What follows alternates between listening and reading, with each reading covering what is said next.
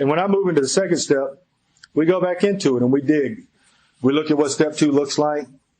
I've come to believe I come from step 1 into step 2, right? And I will see if I've got all this unmanageability, why is it that I've got, what's wrong with my relationship with God? What is it that I'm really thinking about God that would show up in my life in all this unmanageability? Right? Because unmanageability in my life is about self-reliance. If I'm God-reliant, the unmanageability goes away. So it's about my self-reliance. It's really that simple. So when I look at step 2, I'll work on the idea that possibly my old conception of God is not working for me. Maybe we need to change this conception of God a little bit. Maybe I need to expand how I feel and view my God, right? And I'll do that in direct correlation to what shows up in my unmanageability.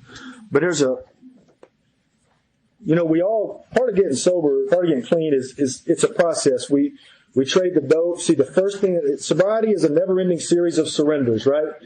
The first surrender of which is the surrender to the cocaine, the surrender to the whiskey or whatever it is. Then it's going to be maybe to money, or maybe it's going to be to my physical health, to the insanity in relationships or sex or both. All kinds of stuff shows up. Gambling. There's all kind of other stuff that pops up for us, right? And that's okay. And if that's your truth, then you're right at home. You're in the right place, because we got a lot of that. And it's not to be judged. We just observe it. But there's going to be more and more surrenders that come. And without those surrenders, they're going to be the thing that'll take me back to a hit of dope. Because once I get it in me, I'm dead. See, the book says selfishness, self-centeredness. That's the root of my troubles. It also says that selfishness will kill me. And I must be rid of this selfishness, and I cannot do it without God's help. It doesn't say just that cocaine is going to kill me. It says selfishness is going to kill me. And that's going to show up in all kinds of ways, right?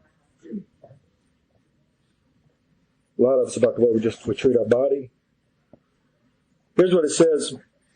So when I'm looking out here and all these other things for God, it'll never be there. Because here's where God is. It says, actually, we're fooling ourselves, for deep down in every man, woman, and child is the fundamental idea of God. It may be obscured by calamity, by pomp, by worship of other things. See, calamity, pomp, and worship of other things. You ever ask yourself that question? What do I worship?